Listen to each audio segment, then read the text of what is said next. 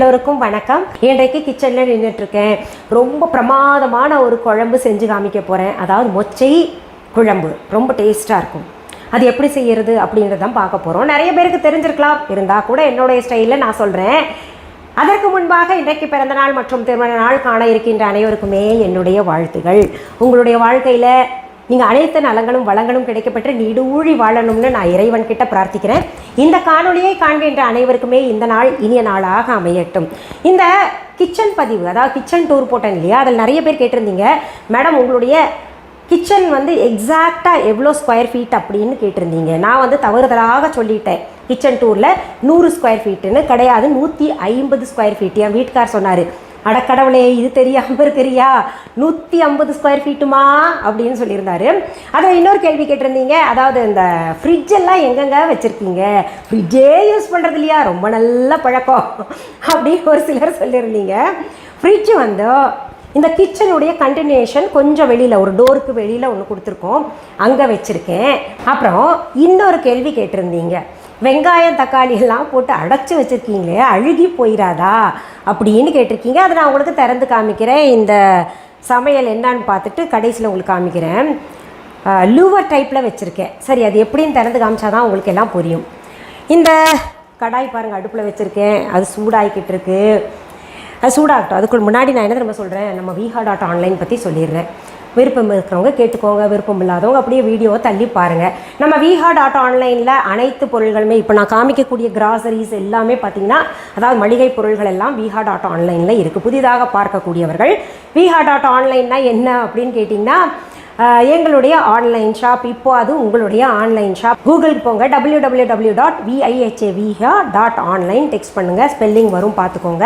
தம்ப்நெயிலையும் இருக்குது. அப்படி spelling text பண்ண உடனேயே ஒரு வெப்சைட் ஓப்பன் ஆகும். அதில் மிஸ்ஸஸ் அனிதா குப்புசாமிஸ் viha.online இருக்கும். அதுக்கு ஒரு பச்சை கலரில் சிம்பிள் இருக்கும். அதுதான் எங்களுடைய ஆன்லைன் ஷாப். இது எதுக்கு சொல்கிறேன்னா, என்னுடைய பேர், புகைப்படம், வீடியோ, அப்புறம் பார்த்திங்கன்னா விஹான்ற பேர் போலியாக பயன்படுத்தி நிறைய பேர் பொருள் அவங்களோட தான் அப்படின்னு என் பேரை பயன்படுத்தி கொடுத்துட்ருக்கிறதாக எனக்கு செய்திகள் வருது. அது தடுக்கப்பட வேண்டும், வாங்கி ஏமாந்துடக்கூடாதுன்றதுக்காக நான் இது சொல்லிக்கிட்டு இருக்கிறேன். சரி, அதில் பார்த்திங்கன்னா தினமுமே புதிதாக பொருள்கள் இருக்குது. நீங்கள் இப்போ கேட்கலாம், எங்கள் ஊரில் இல்லை எங்கள் நாட்டில் எங்கேயாவது உங்கள் கடை இருக்கா அப்படின்னு கேட்டிங்கன்னா, கட்டாயம் கிடையாதுங்க. நீங்கள் நேரில் பொருள்கள் பார்த்து வாங்கணும் அப்படின்னு நினச்சிங்கன்னா நேராக விஹா ஷாப் வாங்க. எங்கே இருக்குன்னா, சென்னை ராஜா அண்ணாமலைபுரத்தில் இருக்குது. அதற்கான அட்ரஸும் ஃபோன் நம்பர் எல்லாம் பார்த்திங்கன்னா வெப்சைட்லேயே கொடுக்கப்பட்டிருக்கு. கூகுள் மேப்லேயும் பார்த்தீங்கன்னா விஹா ஷாப்புடைய அட்ரஸ் இருக்குது. அது டெக்ஸ்ட் பண்ணிங்கன்னா அழகாக கொண்டாந்து எங்கள் ஷாப்பில் விட்டுரும். நீங்கள் பார்த்து பொருள்களை வாங்கி கொள்ளலாம். ஆன்லைன் ஷாப்புன்னு எடுத்துக்கிட்டால் விஹா ஆன்லைனில் மட்டும்தான் எங்களுடைய பொருள்கள் கிடைக்கும். அப்பா கொஞ்சம் மூச்சு விட்டுக்கிறேன், ஏன்னா உங்கள் அவசரத்துக்கு ஏற்ற மாதிரி நான் பேச வேண்டியதாக இருக்குது. பொறுமை கிடையாது, சும்மா ஒரு இத்தினோடு ஃபியூ செகண்ட்ஸ் வருது இல்லை, அதெல்லாம் பார்க்கறதுக்கு பொறுமை கிடையாது. நிறைய பேர் சொல்லிகிட்ருக்கீங்க எங்கள் ஊரில் விஹா ஷாப் திறக்கலாமேன்னு. பார்க்கலாம், பின்னாடி அப்படி முடிஞ்சால் திறக்கிறேன். இப்போதைக்கு நீங்கள் ஆன்லைன் ஷாப்பில் ஆர்டர் போட்டுக்கோங்க. அப்புறம் இங்கே செடிகள் பார்த்திங்கன்னா நிறைய செடி விதைகள் இருக்குது. செடி நேரில் எல்லா செடியும், கருமஞ்சள் செடி, எல்லா செடியும் இருக்குது. நான் என்னென்ன மொட்டை மாடியை வச்சுருக்கேன்னா அனைத்து செடிகளுமே அங்கே இருக்குது, நீங்கள் வாங்கிக்கலாம். சரி, இப்போ பாருங்கள், நான் பேசுறதுக்குள்ளே கடாய் சூடாயிடுச்சு, அதுக்கு தான் பேசினேன். இப்போ என்ன பண்ணலாம், நல்லெண்ணெய் எடுத்து வேணுங்கிற அளவு ஊற்றிக்கலாம். இதெல்லாம் பார்த்திங்கன்னா அளவு சொல்ல முடியாது, சும்மா ஒரு கொஞ்சம் ஊற்றுங்களேன். நான் இப்போ செய்ய போகிறது மொச்சை புளிக்குழம்பு. ரொம்ப நல்லாயிருக்கும். புளிக்குழம்பு எங்களுக்கு தெரியாதா அப்படின்னு கேட்டிங்கன்னா, உங்களுக்கு ஒரு ஸ்டைல் இருக்கும், எனக்கு ஒரு ஸ்டைல் இருக்கும் இல்லையா. இப்போ பாருங்கள், நல்லெண்ணெய் கொஞ்சம் ஊற்றிக்கலாம்.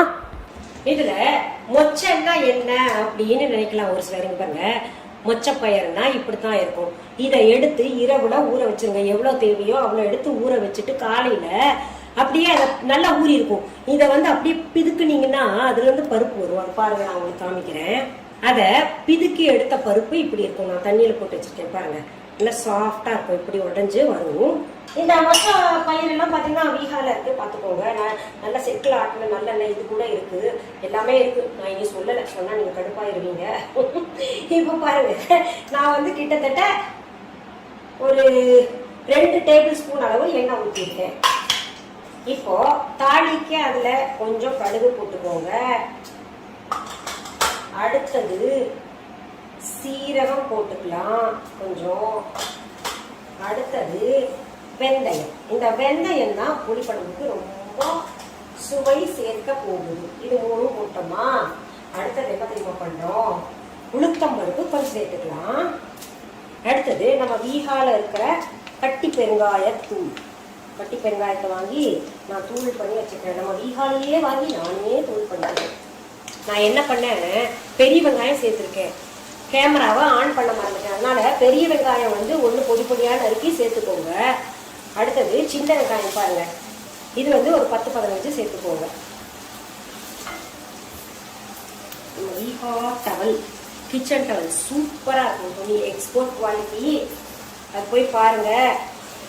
அடுத்தது நம்ம என்ன பண்ணலாம், பொடி பொடியாக நறுக்குன பூண்டு பல்லு சேர்த்துக்கலாம். அதெல்லாம் உங்கள் அளவு பார்த்துக்கோங்க. நீங்கள் சும்மா ஒரு பூண்டு எடுத்துக்கோங்களேன், ஒரு 5-6 பல்லு இருக்கும் அதில், அதை எடுத்துக்கோங்க. அதையும் சேர்த்து நல்லா வதக்குங்க. இப்போ பாருங்க, வெங்காயம் பூண்டு எல்லாம் நல்லா வதக்கியாச்சு. அடுத்தது நம்ம என்ன பண்ணுறோம், கருவேப்பிலையை இதில் சேர்க்கிறோம். அடுத்தது பச்சை மிளகாய் 2 கீறி வச்சுக்கோங்க, அதையும் சேர்த்துட்டேன். இதெல்லாம் ஒரு மனத்துக்கு நம்ம தான் தூள் போட போகிறோமே, எதுக்கு பச்சை மிளகா அப்படின்னு கேட்டீங்கன்னா, பச்சை மிளகா தான் சொன்னேன் நான். பச்சை மிளகா அப்பா சொல்லியிருந்தேன்னா பச்சை மிளகா பார்த்துக்கோங்க. அந்த பச்சை மிளகா எதுக்கு சேர்க்கணும்னா ஒரு கூடுதல் மணத்தை தரும், சுவையும் தரும், அதனால சேர்த்துருக்கேன். இதையும் நல்லா வதக்கிட்டு தக்காளி 3 எடுத்து நீங்கள் மிக்சியில் அரைச்சிக்கிட்டாலும் சரி, இல்லை துண்டு பண்ணி போட்டாலும் சரி. எனக்கு வேலை சீக்கிரம் முடியணும்னு எப்பவுமே அரைச்சி போட்டுருவேன். நல்லா இதையும் பச்சை வாசனை போற வரைக்கும் வதக்கிக்கலாம். இதுல தேவையான அளவு உப்பு சேர்த்துக்கலாம். நல்லா கொதிக்கட்டும், பச்சை வாசனை போகட்டும். இப்ப என்ன பண்ணலாம், இது கொதிச்சுட்டு இருக்குல்ல, இதுல நம்ம தூள் எல்லாம் சேர்த்துக்கலாம். மஞ்சள் தூள், மிளகாய் தூள் வந்து கலர் கொடுக்கறதுக்காக நம்ம சேர்த்துக்கலாம். சின்ன ஸ்பூன், ரொம்ப குட்டியூண்டு இருக்கும். இது நான் போடுறதை பார்த்து யாரும் பயந்துடாதீங்க. அடுத்தது பார்த்தீங்கன்னா நம்ம வீகா சாம்பார் தூள். இந்த சாம்பார் தூள் நானே செய்கிறேன், ரொம்ப பிரமாதமாக இருக்குன்னு நிறைய பேர் பாராட்டியிருக்கீங்க. பாராட்டினவங்களுக்கு நன்றி. இந்த எப்போ பாரு வீகான்னு சொல்கிறாங்களே அப்படின்னு சொல்கிறவங்களுக்கு வயிற்றுச்சல் படாதீங்க. நிறைய நோயெல்லாம் வரும் வயிற்றுச்சல் படுறதுனால. அதுக்கு தனியாக வீடியோ கொடுக்குறேன் என்னென்ன நோய் வரும்னு. இப்போ பாருங்க, இந்த தூள் எல்லாம் போட்டு நல்லா கலந்து விடுங்க.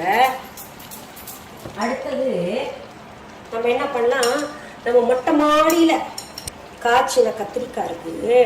அந்த கத்திரிக்காய் பாருங்க, எடுத்துட்டு இப்படி 4ஆ பொளந்துக்கோங்க. அந்த கத்திரிக்காயை இதில் சேர்த்துக்கலாம். மச்சையும் கத்திரிக்காயும் சேர்ந்து அம்மா அம்மா அம்மா அம்மா என்ன டேஸ்டா இருக்குன்றீங்க.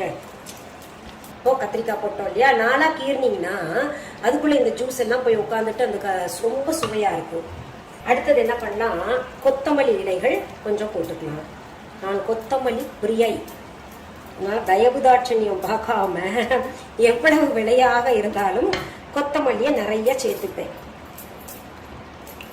உடம்புக்கும் ரொம்ப நல்லது இல்லையா. இப்போ இதை திரும்ப மூடி வைக்கலாம். கத்திரிக்காய் வேகணும் இல்ல.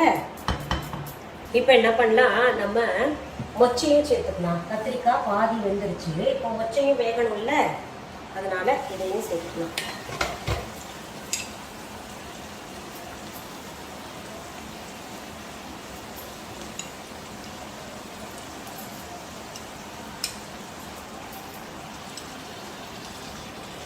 இப்போ இதுல என்ன பண்ணலாம், கொஞ்சம் தண்ணியை சேர்த்துக்கலாம்.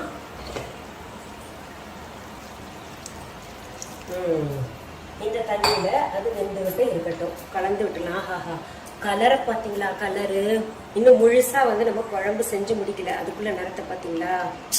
ஆஹா, இதை நல்லா கலந்து இப்போ மூடி போட்டு மூடி வச்சிடலாம்.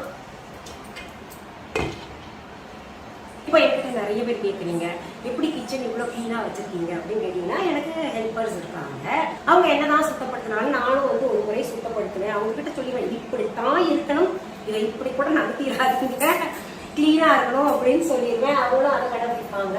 அப்புறம் ஏதாவது ஒரு சொட்டு விழுந்ததுன்னா சமைக்கும் போது பார்த்தீங்கன்னா இந்த மாதிரி டவல் பக்கத்தில் வச்சுக்கிட்டு நான் உடனே அதை வைப் பண்ணிடுவேன். பட் ஈஸியில் பண்ணிக்கலாம் அப்படின்னு சொல்லிட்டுலாம் பண்ண மாட்டேன், அது எனக்கு பிடிக்கிறது இல்லை.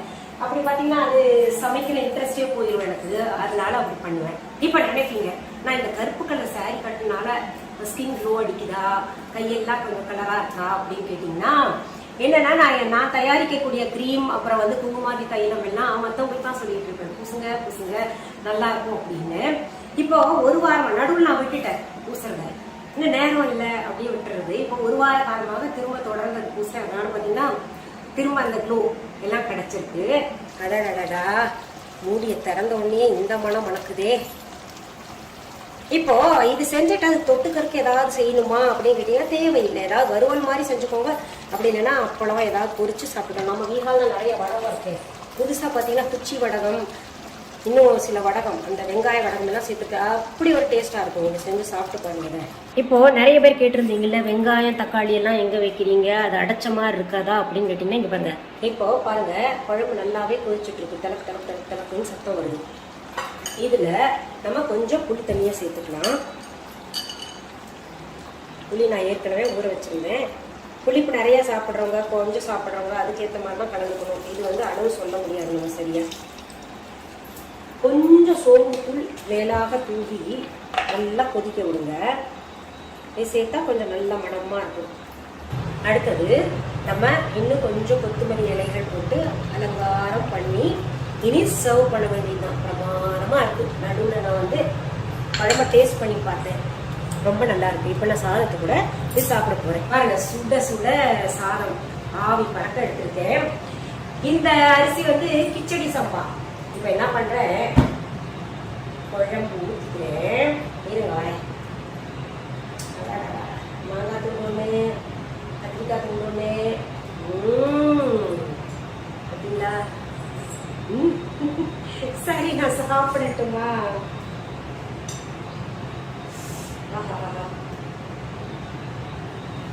சூடு ஏவன் இதுல இருக்க காய்கறி நமக்கு போடும். அதனால உங்க காய்கறி பண்ணணுமா அப்படின்னா அது உங்க விருப்பம். இது பார்த்தீங்கன்னா நான் ஏற்கனவே சொன்ன போல வறுக்கிற காய் தான் நல்லா இருக்கும்.